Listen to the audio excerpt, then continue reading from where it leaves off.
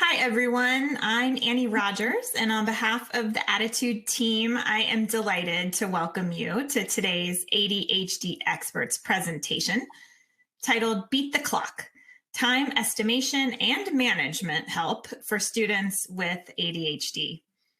Leading today's presentation is Beverley Holden Johns. Beverley is an author and learning and behavior consultant. She has more than 30 years experience in the public school system, working with students with learning disabilities and emotional behavioral disorders. She was also a professional fellow at McMurray College. Beverley is the author or co-author of 28 books in the field of special education, including the seminal book, Learning Disabilities and Related Mild Disabilities. She is the president of the Learning Disabilities Association of Illinois, and we are so fortunate to have her leading this conversation today.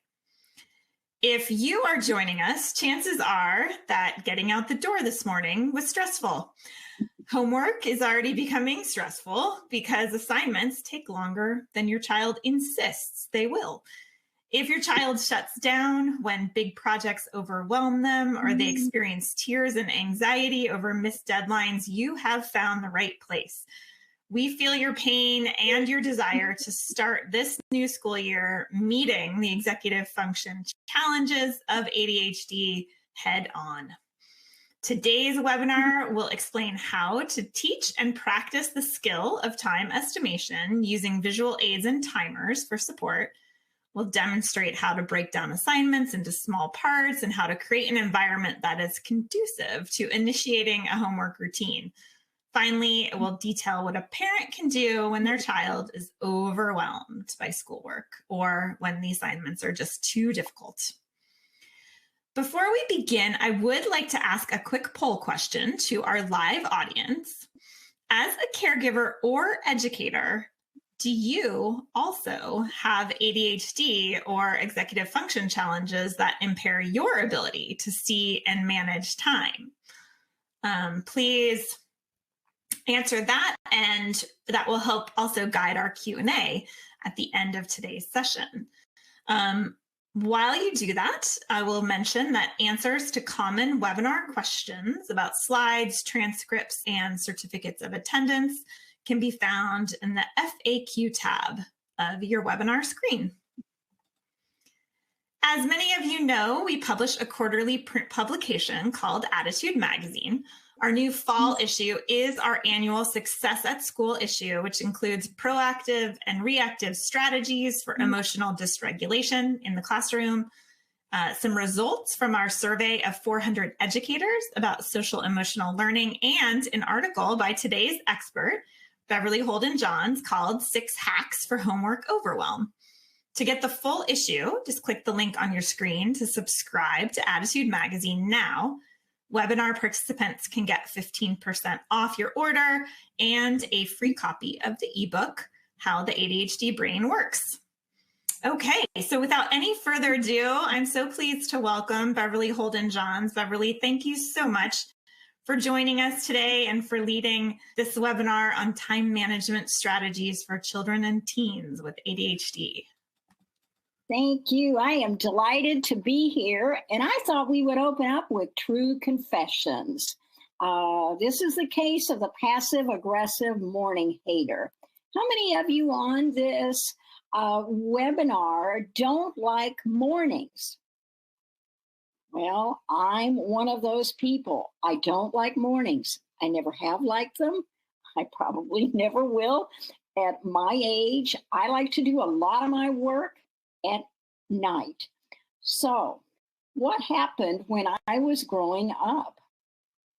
I said I didn't like to get out of bed in the morning, and my mother, bless her heart, would start begging me to get up in the morning for 2 hours in advance of when I really needed to be up.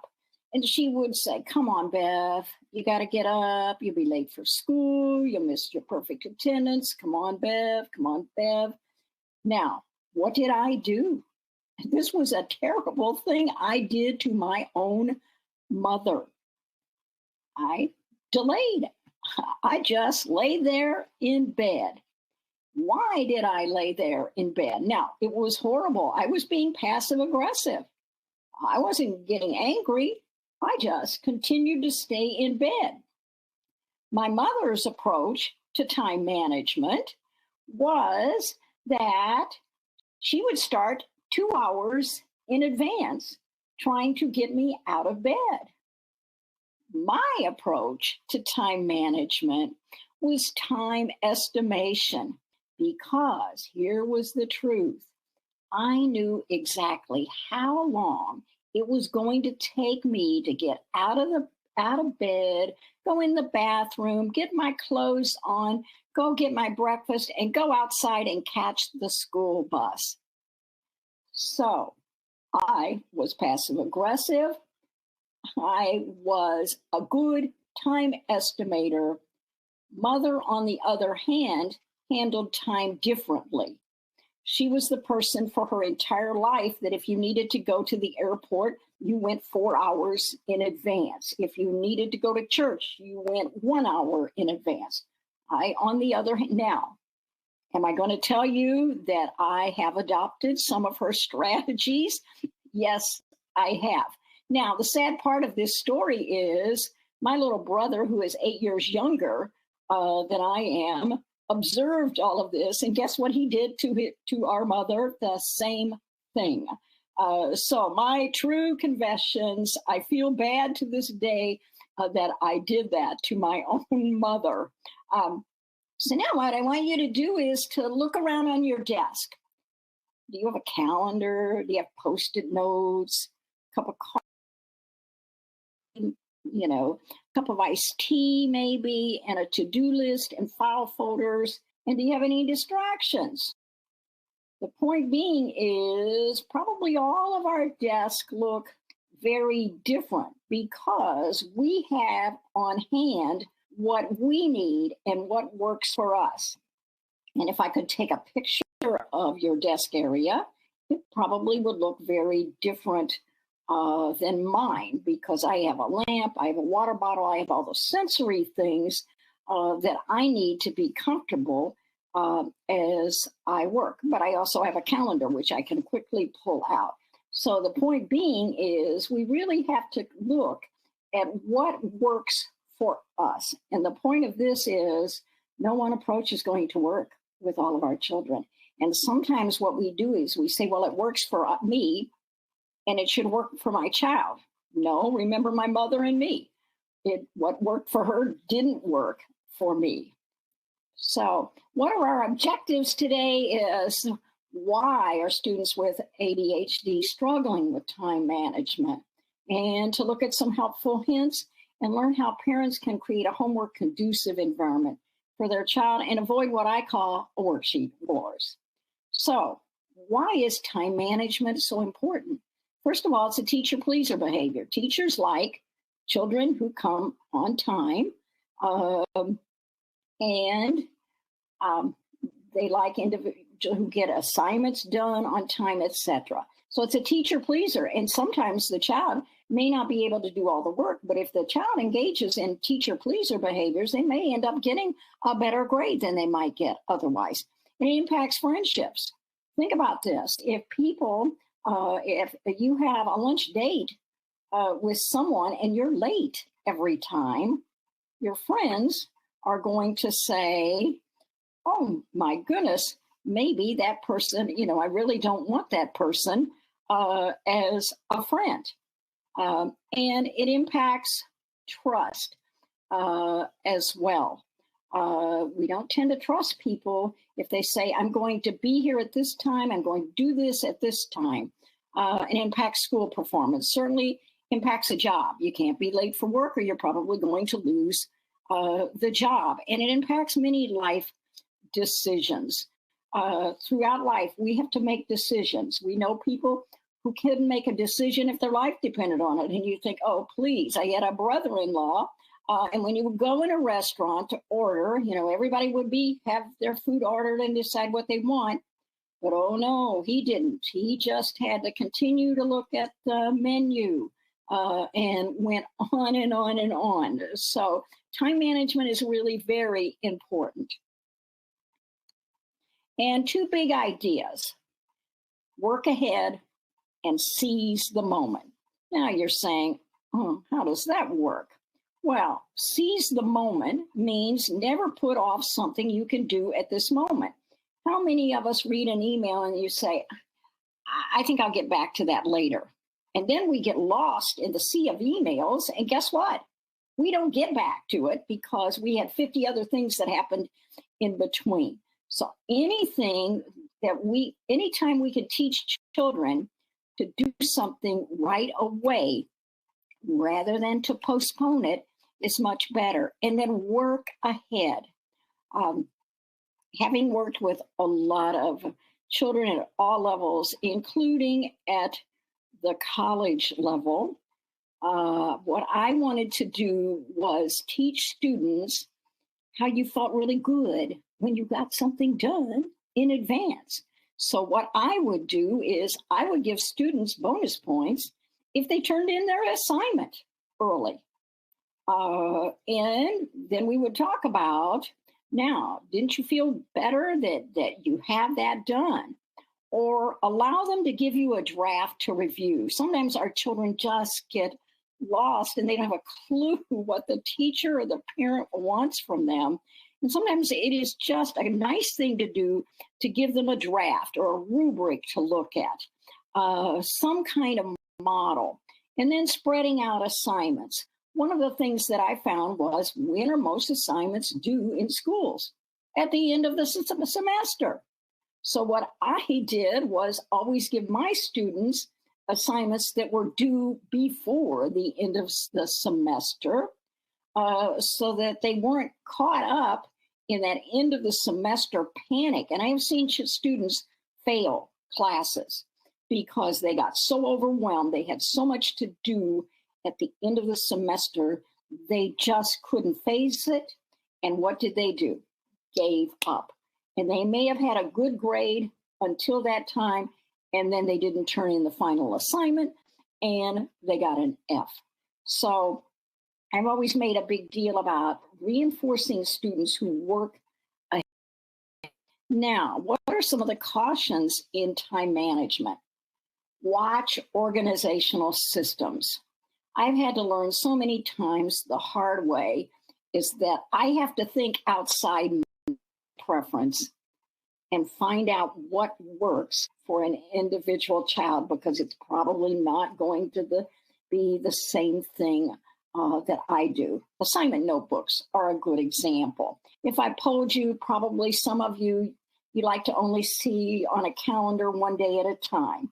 Some of you like to see a week at a time. Some of you like to see a month at a time, like I do.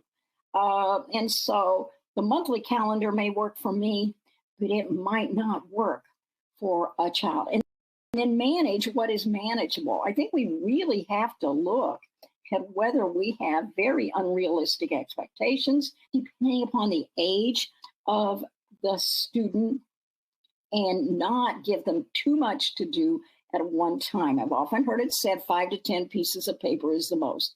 And how many times, we go to a meeting or it's online and we're scrounging through. That's on page 35. It is too much to manage. And then now we need to watch timers. Now, I will tell you, I love the time timer. It's in the ADDitude store. I absolutely love the time timer because it gives the child the opportunity to see what time actually looks like.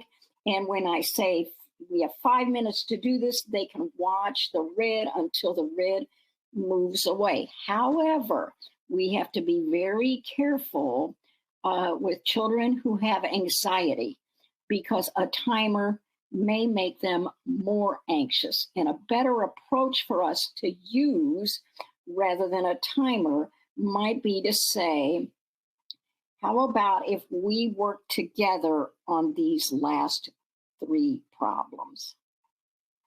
And we're still getting the point across, but we're not using the timer.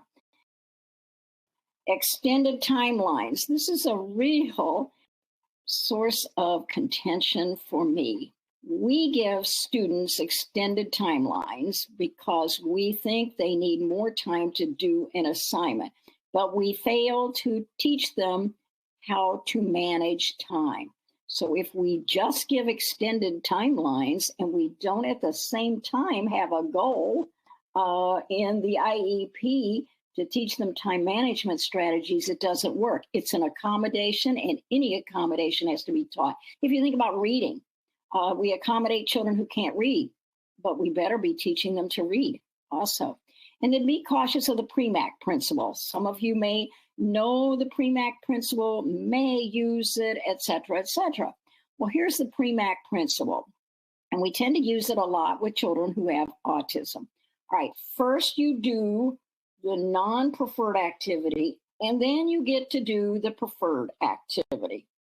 So non-preferred first, and then we reward you with the preferred activity. However, a common mistake is we give the student the non-preferred activity, failing to recognize that they don't have the skill to do the non-preferred activity. And then we say, well, obviously the PREMAC principle didn't work. PREMAC principle is also called Grandma's law. My grandmother said, if you want lemon meringue pie, you have to eat your peas first. Well, I had the skills to eat the peas. I didn't like eating the peas, but I ate them because I wanted a piece of lemon meringue pie. So always look to make sure that the student has the skill to do what the non-preferred activity is. So why do students struggle with time management, and what can we do about it? And the first reason is cognitive overload. Probably many of you who are on cognitive overload, a lot of the time you're thinking, oh my gosh, I just can't get all of this done, and everything is coming at you at one time. That's how our children feel. Well, when that's happening, we need to take the opportunity to simplify the task as much as we can and to reduce the amount that they have to do at one time. And then anytime we can integrate with previous learning, it's better. And then, everybody thinks they can multitask. Sure, I can do 3 things at one time. No, you can't. One task at a time. So how do we do one task at a time and then remove distractions, but balance the need to movement, and create while listening? Because we're working with children with ADHD, and we know that some of our students are not going to be able to listen to a lecture unless they can doodle, unless they can draw a picture, unless they can be shaking their leg, whatever. So otherwise, one task that is a cognitive task at a time. And then rejection sensitivity. And you're reading a lot in the ADHD literature about rejection sensitivity with students. They are afraid to fail. I work with a lot of other writers, and I see this all the time. They just can't get the writing done. And then I take a look at it and I think, it was good writing, but they were afraid they were going to fail. And that's a terrible feeling.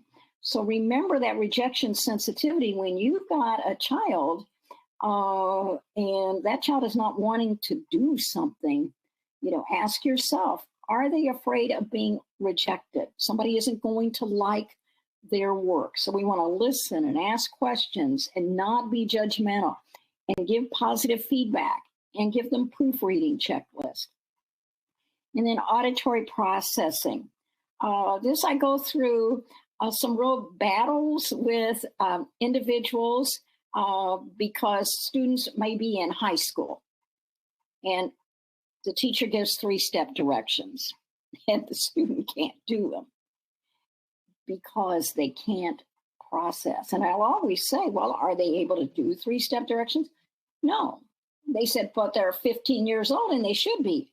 No, they can't. 1-step direction. I have seen as a result of the pandemic, our ability to process auditory information has gone down.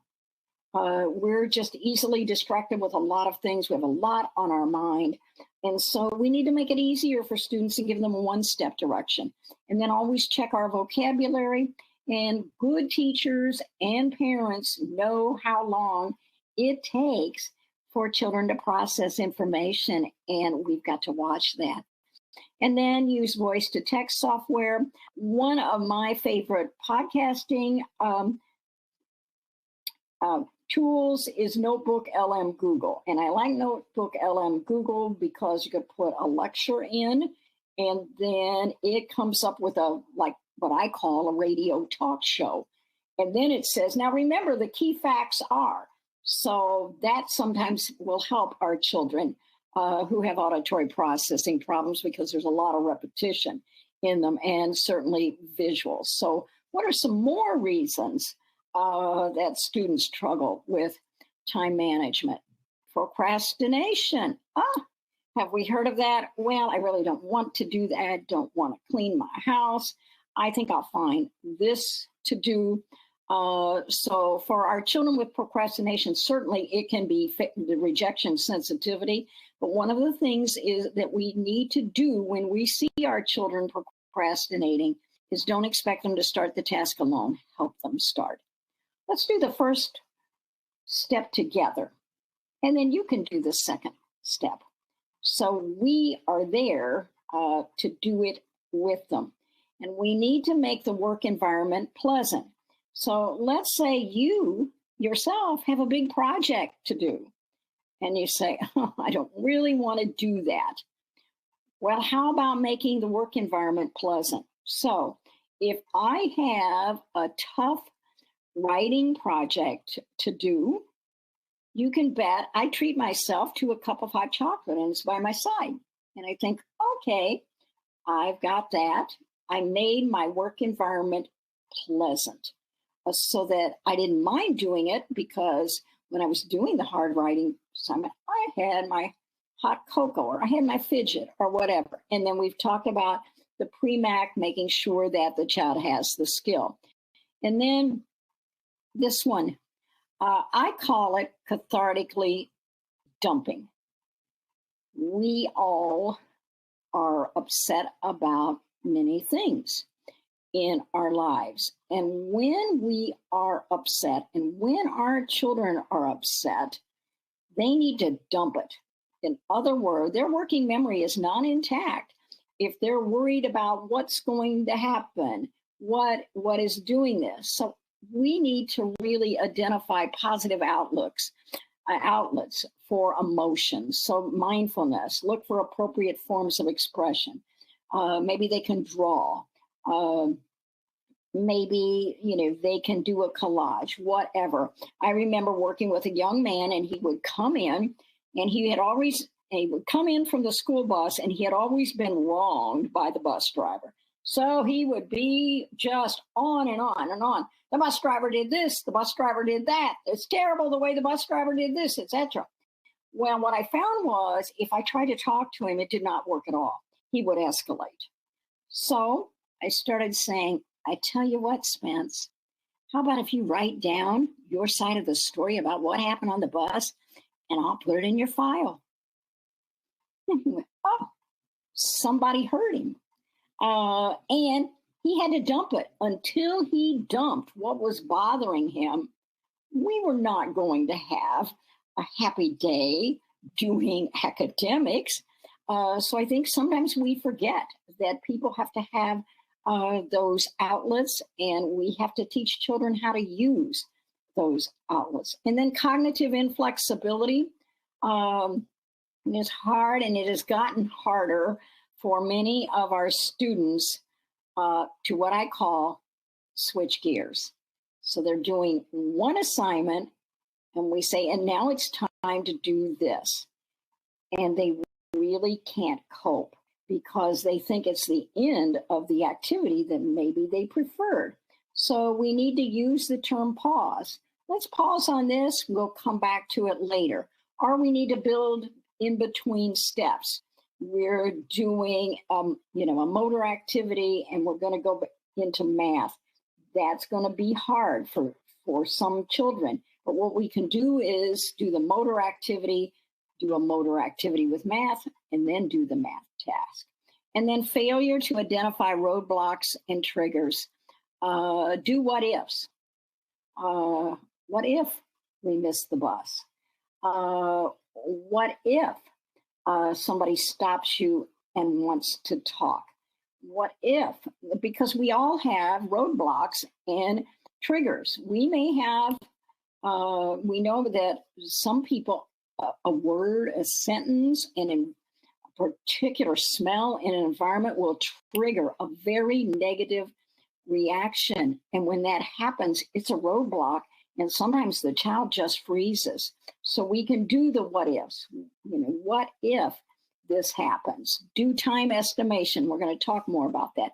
And then we have children who are, and I noticed that in the questions that some of you sent me, routine resistance. And some of our children just don't like routine. And what we need to do is intersperse fun activities in the routine. So we do two things, and then we get to do a fun activity. But we don't really know ahead of time what the fun activity is. So that makes it even more fun. And then student preference. It's all about student preference, exposing the student to choices, letting them experiment with different types of planners, letting them experiment with types of writing utensils that they want to use to find out what works for them. I have to tell you, some of you may use bullet journals. They're the journals, and you can make them look pretty beforehand. I have a friend who does it. She said, here's my bullet journal for the month. Well, I was teaching an adaptations class, and I said, okay, let's look at different preferences for the way you keep track of what you need to do. I said, so for, the next month, we're going to do bullet journals.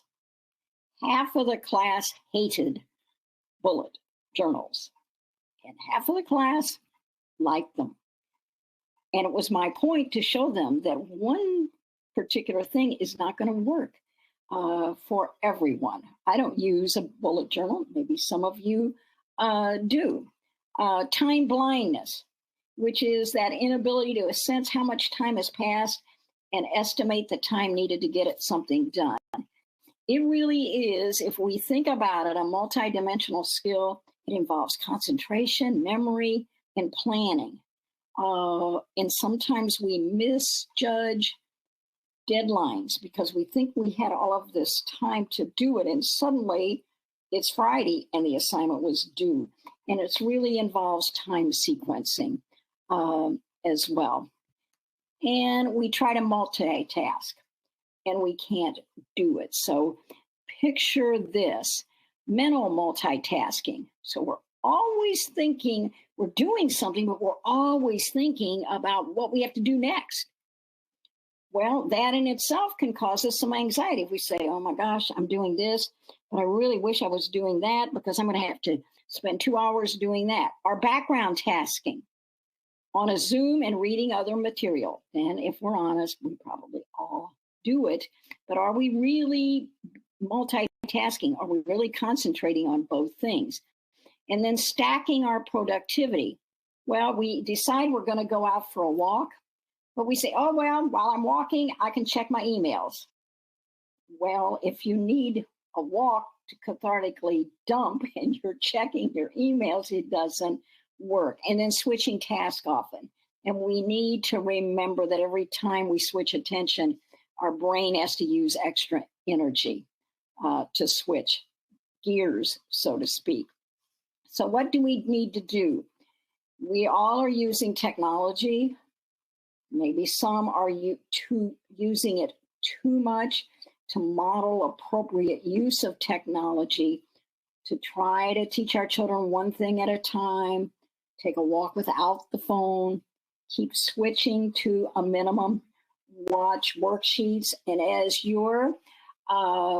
if you're a parent and your child comes home with a worksheet that has 6 separate sets of directions on one page, it isn't going to work because they can't switch direction and they're still doing direction number 1 and they're down to direction number 6. I'm going to share with you what I do because I have taught some after school programs, and that's what I would see so much. And I'd think, oh my gosh, I don't want to do this worksheet either. So starting a task, remember we talk about this. This is difficult for children because they will tend to procrastinate. So use behavior momentum, a well-researched strategy that says, if you want a child to do something that you perceive could be difficult for them, do not start with the difficult task. Instead, give the child something easy to do, reinforce them, give them something else that's easy to do, reinforce them, and give them something else that's easy to do, and reinforce them, and then give them the more difficult tasks to do. And the research has shown that because you gain momentum for success, it is exciting and the student is more likely to be able to do. Write a list of what needs to be done. There are some that say, write it down physically because there is an adrenaline rush when you get to mark off what you got done. Always give a visualization tool, consider a rubric, and have the student rate the task on level of difficulty from 1 to 5 before they begin, and then have them rate it later. Because sometimes they'll say, oh, this is a task, this is too hard, I can't do it. Well, the bottom line is they might say, oh, it was 5, it was really hard. They get it done and you say, how was that? Oh, well, it was really only a 2. So I get the idea that something that I thought might be too difficult really wasn't. And then just some step-by-step directions and have them practice those. Practice them with fun, please. And then I love Beat the Clock. I used to work with this young man, and he'd put his head down on the desk and he'd just find anything he could think of because he didn't want to do the task. And I learned to say to him, oh, Andrew, I bet that task will take you 10 minutes to do. And you know what? Andrew would get it done in 3 because he wanted to prove me wrong. So how long did it take you to do it? And make it a game. Continually do these exercises with children. Or time estimation. Write down, how long do I think this task will take? Well, I think it might take me 20 minutes. It only took me 10. So then they begin to get a sense, but we have to practice it with them over and over again, and we need to model it as well. And then create a roadmap game. Where am I going? So what roadblocks might be in the way? What are my tasks? And what are the modifications? And then teaching children to learn from what happens that didn't turn out well. Good old reflection. Execute a plan. And then, it didn't work because I didn't count on getting a text that I really wanted to answer. All right, so what am I going to do the next time? I'm not going to look at my text. I'm going to execute it and I'm going to repair.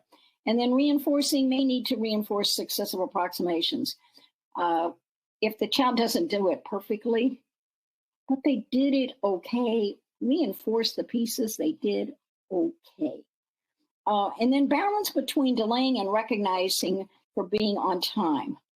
How many of you have been on a Zoom and they will say, and you're on time, and they will say, we're going to wait 5 more minutes as people kind of dribble in.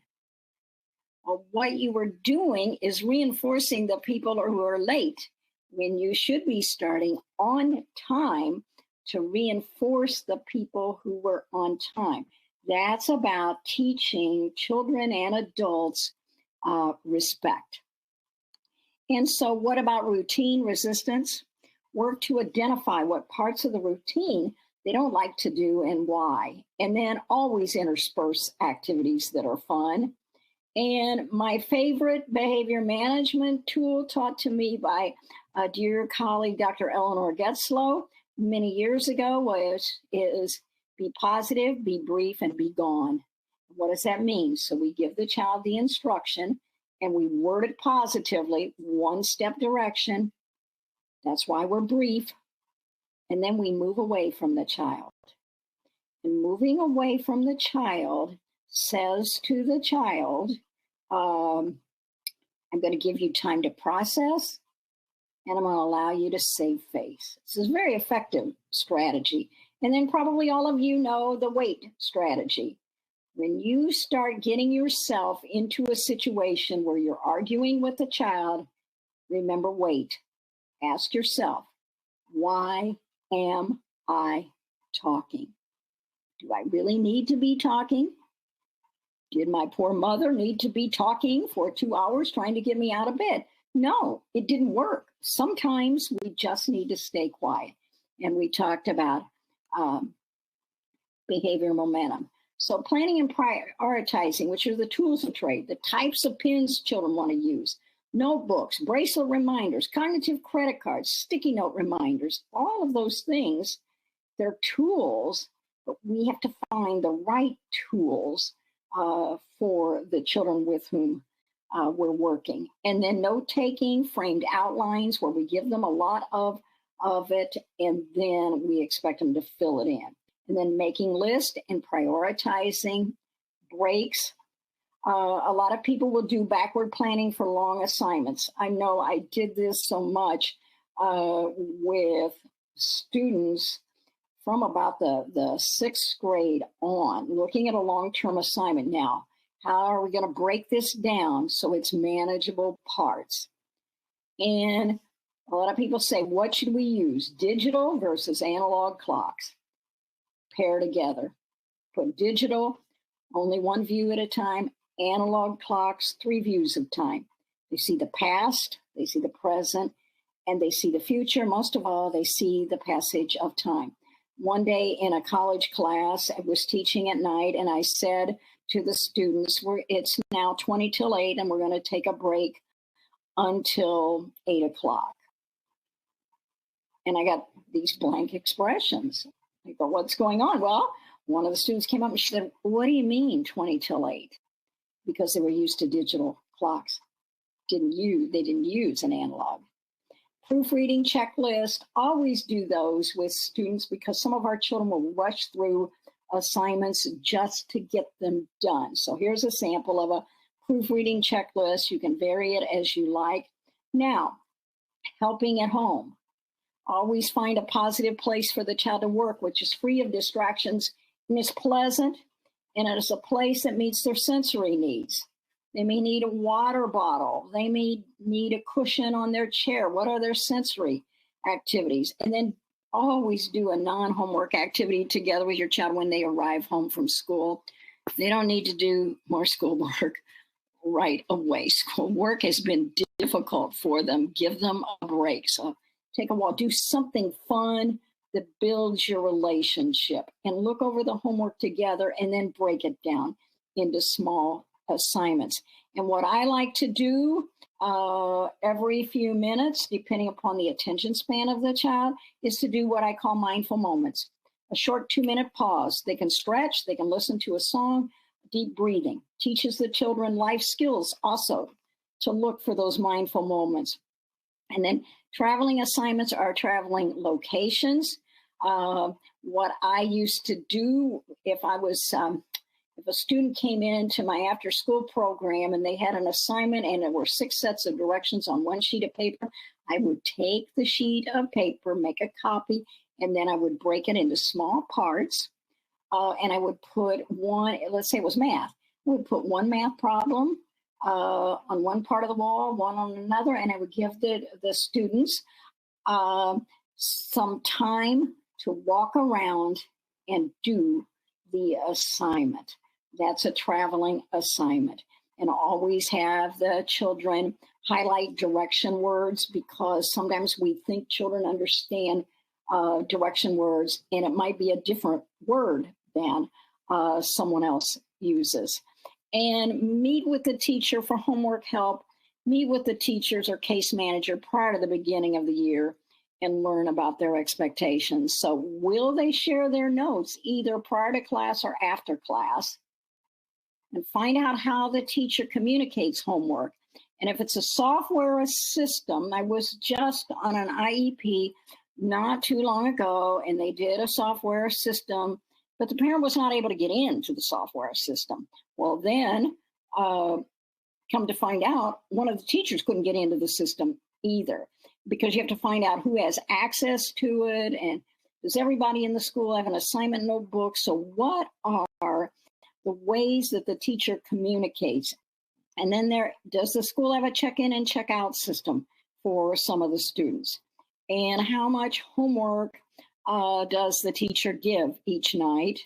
And how are students able to use artificial intelligence? I just will refer you to Fall 25 ADDitude. Carol Fleck has a wonderful article on how AI can help students stay on track. And then communicate at the first sign of a problem. Don't think it's going to get better. We have to reach out. And it's all about time. So we teach children, we model how to use time. It's all about individualization.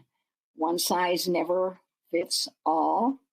We mentor our children and we figure out the ways that will motivate them to understand more about time management. And we encourage. We're builders.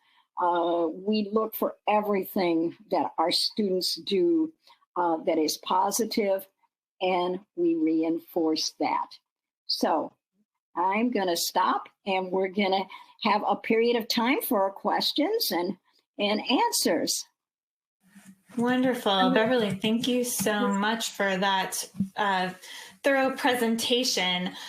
Before we start the Q&A, I did want to circle back and onto the survey that we asked at the outset and just mention that about 46% of the parents and educators here today do also have ADHD and or executive functions that impair their abilities to manage time. So an important thing to keep in mind that the strategies we find have to work not only for our kids and students, but also for us.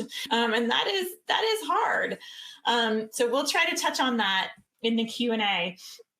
But to kick off, we have this question. Effective time management requires a degree of personal responsibility that my teenager is lacking. When they stay up too late, finishing homework after wasting hours on video games, and then they're late for school the next day, it's always someone else's fault. How do we start to hold them accountable? Is it just a matter of letting natural consequences do their thing? And that's an excellent question. And again, we're dealing with teenagers, some of whom are always testing the limits to see just how far they can push, to get something done. And we all know that some teenagers live on the edge. Some adults live on the edge. I mean, if they've got to be someplace at 4 o'clock, they're there at 3:59. They're pushing it. But I really believe the best thing is not to nag. Remember the wait approach. Why am I talking? I don't need to say anything. I need to model, how we do things. And then I have to reinforce with successive approximations. You're not going to change the child's behavior overnight. So you're going to start looking for any glimmer of positivity, and you're going to reinforce any glimmer of that. Oh, look at what you got done in just 15 minutes. That was phenomenal. So I think we have to reinforce successive approximations. They have learned some of these strategies that are not working for them.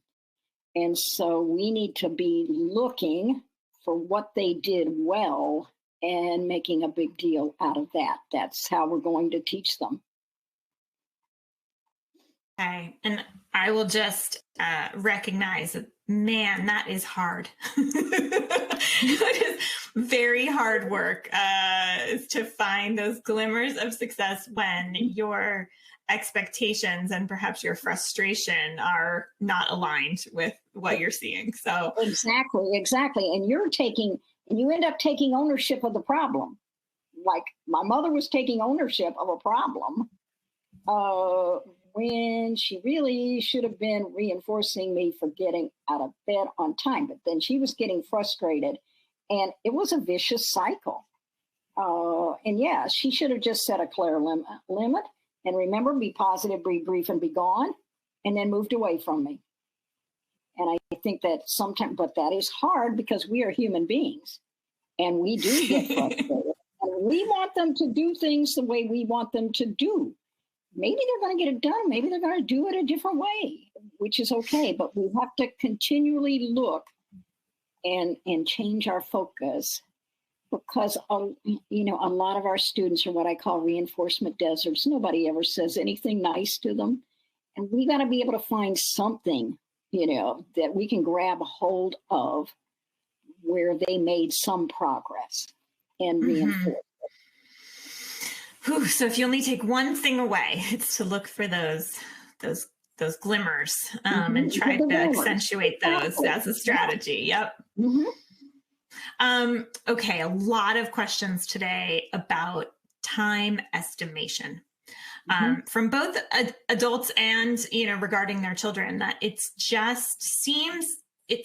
feels like an impossible task to estimate how long things will actually take. Some people saying even for routine tasks, it depends so much on your mood and state of mind. And then up to a child who's suffering really debilitating anxiety over a large project that feels unwieldy. So maybe we could start with the small tasks for kids, a way maybe to gamify the process to help them get a better grasp of how long things actually take. Yeah, I did write an article that was in ADDitude where I talked about making a game of it. All right, we want to go to the local ice cream place and get ice cream. All right, so I'm motivated to do that. All right, let's talk about how long do we think, what are the steps before we can get out the door? And then what are the steps after we get out the door? Oh, look at this. What if I can't find my money? What if mom can't find her keys? So all of those roadblocks, but making it a game where, and what if I get into traffic? And then what if we get to the ice cream place? Like this happened to us the other day. My husband wanted a vanilla sundae, and I get to the ice cream place and they don't have any vanilla ice cream. What do I do? So, making those games with easy things. So we're just building time estimation in all of the time. And are we all going to sometimes mess up? Yes, because sometimes we think something will take us a set amount of time, and it turned out to be harder than we thought it was. And we missed the estimation. Well, that's okay. So what did we learn from that? So talking about those what ifs and also practicing fun ways to estimate time. Does that help? Yes, I think so. And then going back to those teenagers, where you've established that it takes 20 minutes to get dressed, brush teeth, and eat something in the morning. And you have the same scenario, the same Groundhog Day playing out day after day after day. Is it just a matter of letting them be late for school and face those consequences? It's not a time estimation. It's more like a believing. Right, right, exactly. I mean, they think they have the answer, and teenagers a lot of times do think they have the answer, and so they're going to do this and they're going to do, and sometimes, yes, it's going to be what I call execute and repair. They did their approach and it didn't work. So rather than saying, you messed up, all right, what did you learn from this? How could we do it differently? Approaching it in that way. I mean, they learned the hard way. They might have been late for school, but how can you repair that? So let's look at what happened here. Where do we think it broke down? And putting some of that responsibility on them to begin to think through what happened in the process. Where did it break down and what can I do differently? Because, a lot of times I see people also who just beat themselves up. I mean, I've done it before. I did X and I just beat myself up instead of saying, no, wait a minute. What did you learn from that? And what can you do the next time to make sure you repair it? Mm-hmm. It's reflection. I mean, good teachers reflect all the time. They look at what happened well during a school day. But at the end of the day, they look at, all right, what could I have done better? Rather than looking at the and say, oh my gosh, I just really messed that up and go on and on and on and on about it. No, look at it. What did you learn from it? And what can you do the next time? Mm-hmm. So, someone wrote in and said, we need a webinar just on execute and repair. That might be true. That might be true. Yeah. I mean, because that's part of the learning process. And sometimes we don't even need to say, all right, tell me how you did this. Okay, how do you think we can fix it? Without saying, hey, you screwed up. No. But how did you do it? How can you repair it? We all learn from our mistakes. It's just a different way of looking at the situation. Yeah.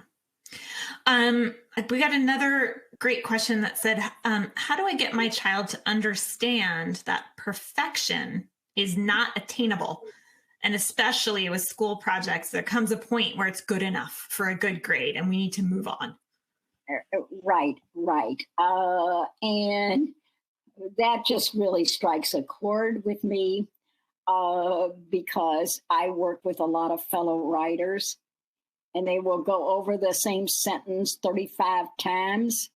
You want to say, look, get it done. But for some of our children, that is really difficult for them to do because they want to do it perfectly. And I know we get so many more referrals when students get in middle school for what I call obsessive compulsive behaviors. Because when they're like in the lower grades, the teacher will give them extra time until they can get it perfect.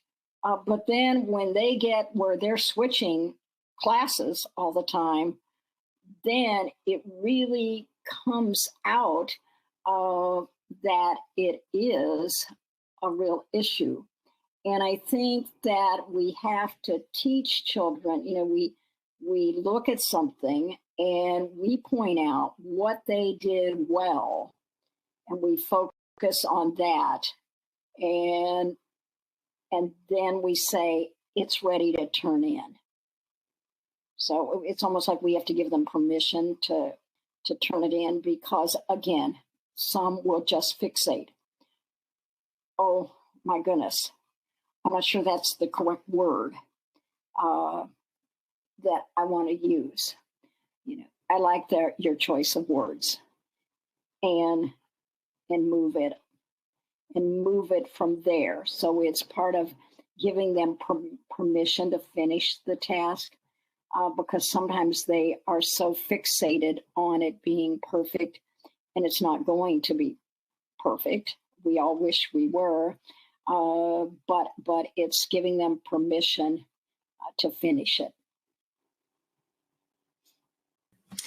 Right. And I'm seeing a lot of comments today from caregivers and educators. They're seeing students dealing with anxiety, and that this is one of the manifestations of the anxiety. Somebody wrote in to say, it takes her son like 5 hours to finish something that should take maybe a half an hour, but he just feels like it's never good enough. Yeah, and that's where rejection sensitivity comes in. They are so afraid of being rejected, their work of being rejected, that they can't finish it. Right. So we need to point out the positive pieces of what they did. And if they're working on an assignment for 5 hours and we want it done in 30 minutes, that isn't going to happen overnight. So talking about reinforcing successful approximations, if they spent 5 hours and they got it done in 4, we're saying, hey, you made some improvement here. I'm really proud of the improvements you made. And then backing it up until it's within the reasonable amount of time. But I think we always have to look at the whole notion of whether they are afraid of being rejected. Mm-hmm. Yeah, I have a friend, and she has written the trilogy, and it's one of the most beautiful pieces of writing I have seen. It's excellent. She will not turn it in.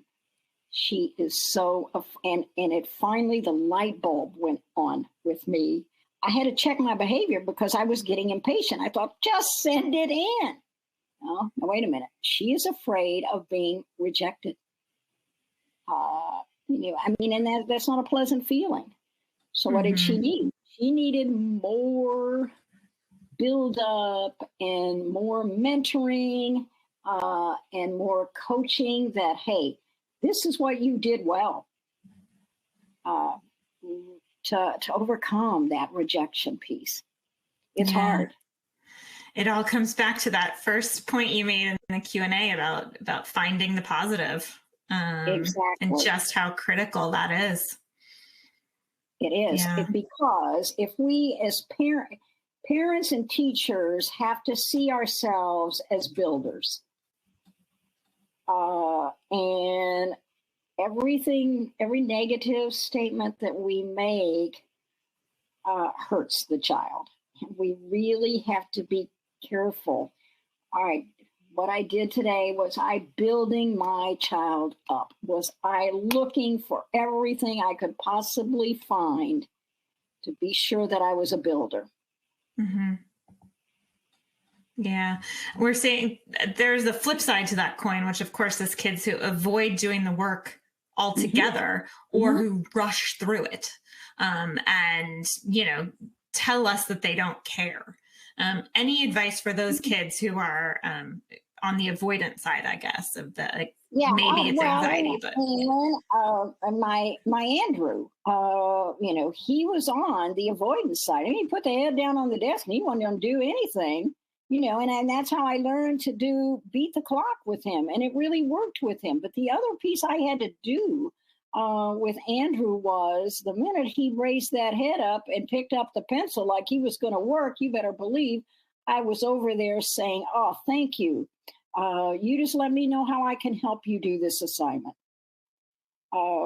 That's looking for the little things that are going to make a big difference, because children with anxiety, and again, we sometimes have to look at our tools, like be careful with timers, all of those things that might produce more anxiety. So once we know our children, and we have to give them a lot of reassurance as well.